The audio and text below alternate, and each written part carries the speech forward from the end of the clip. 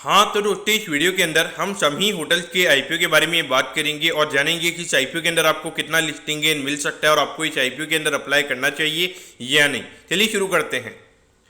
तो देखिए सबसे पहले अगर हम यहाँ पे आईपीओ की डिटेल्स के बारे में अगर हम बात करेंगे तो देखिए 14 सितंबर को ये आईपीओ में ओपन होता हुआ नजर आएगा और 18 सितंबर को ये आईपीओ में क्लोज होता हुआ नजर आएगा, यानी कि जो अगले हफ्ते का मंडे है उस दिन आईपीओ में क्लोज होता हुआ नजर आएगा। यहाँ पे 1370 करोड़ के लगभग का आईपीओ का टोटल हमें इशू साइज यहाँ पे नजर आता है और जिसमें अगर हम फ्रेश इशू की अगर हम बात करेंगे तो 1200 करोड़ का हमें यहाँ पे फ्रेश इशू नजर आता है और ये कंपनी के पास में ये पैसा हमें जाता हुआ नजर आएगा और इसे मेनली कंपनी जो इन्होंने जो कंपनी ने लोन्स वगैरह लिए हुए हैं तो उसे रीपे करने के लिए कंपनी उसे यूज करती हुई हमें नजर आएगी। और अगर हम ऑफर फॉर सेल के बारे में अगर हम बात करेंगे तो 170 करोड़ के लगभग का ऑफर फॉर सेल हमें यहाँ पे कंपनी का नजर आता है, यानी कि ये पैसा कुछ प्रमोटर्स अपना स्टेक बेचे ना, कुछ यहाँ पर अगर प्राइवेट इक्विटी इन्वेस्टर्स होंगे तो वो अपना स्टेक हमें यहाँ पे बेचते हुए नजर आ रहे हैं। अब अगर हम प्राइस बैंड के बारे में अगर हम बात करेंगे तो देखिए 126 के कट ऑफ प्राइस पे कंपनी का आईपीओ में आता हुआ नजर आ रहा है और 119 शेयर्स हमें यहाँ पे एक लॉट के अंदर हमें यहाँ पे नजर आते हैं।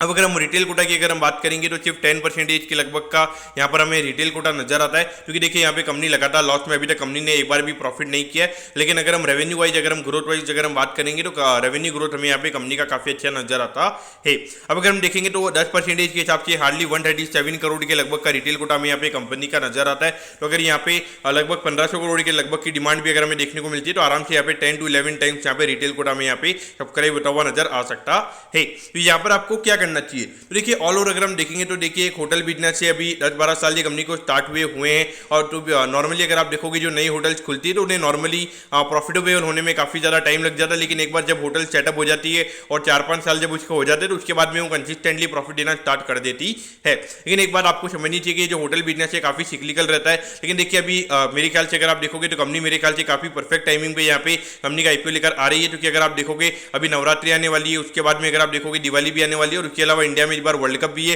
तो ऐसे टाइम पे जो होटल के स्टॉक्स थे वो हमें मेरे ख्याल से काफ़ी ज़्यादा डिमांड में यहाँ पे रहने वाले और हो सकता है कि यहाँ पे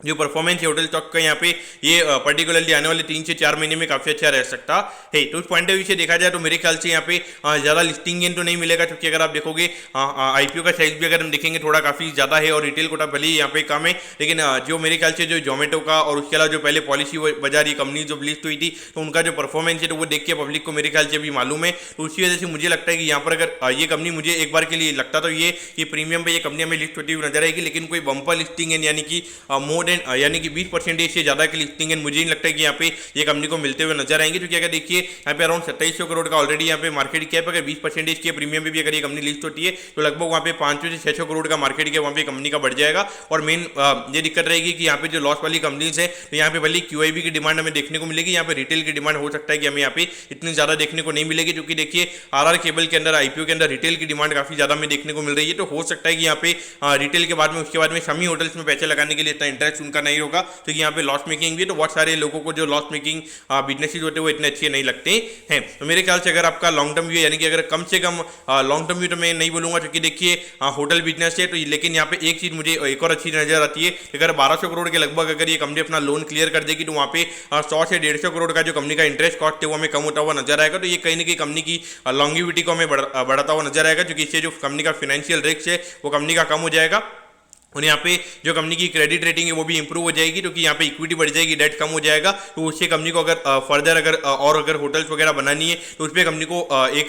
कम रेट पे लोन वहाँ पे कंपनी को मिल जाएंगे। लेकिन यहाँ पे मेरे ख्याल से अगर आपका 5 से 6 महीने का अगर आपका नजरिया है तो मेरे ख्याल से आपको यहाँ पे अप्लाई करना चाहिए या फिर 5 से 6 महीने तक आपको फिर होल्ड करना चाहिए। लेकिन मेरे ख्याल से लिस्टिंग गेन के लिए तो मुझे नहीं लगता कि यहाँ पे कोई ज़्यादा लिस्टिंग गेन मिलेगा। लिस्टिंग गेन के लिए तो मेरे ख्याल से अवॉइड करने यहाँ पे सही रहेगा, क्योंकि अगर बाई चांस मार्केट में थोड़ी अनसर्टिनिटी होती है, क्योंकि अगर आप देखोगे लगातार क्रूड ऑयल में तेजी आ रही है तो हो सकता है कि मार्केट में अगर एकदम से मंदी आ जाती है तो वहाँ पे 5 से 10% के नीचे भी हमें खुलता हुआ नजर आ सकता है। तो दोस्तों मैं कहता हूँ कि समी होटल्स के आईपीओ के बारे में आपको सब कुछ समझ में आ गया होगा। अगर आपकी कोई भी क्वेरीज है आप कमेंट कीजिए, मैं जरूर आपके कमेंट पर रिप्लाई करूंगा। ओके दोस्तों, thank you, have a nice day.